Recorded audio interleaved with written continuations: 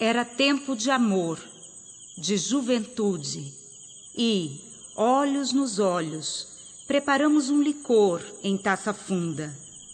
Colocamos, a princípio, pitadas de paixão, de felicidade instantânea, de vinho e possessão.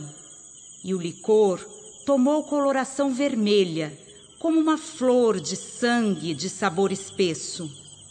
Depois, derramamos gotas de sofrimento, lágrimas oleosas, doses de medo e ciúme, essência de ternura, e o licor ficou cheio de miasmas lilazes, como pétalas de violeta.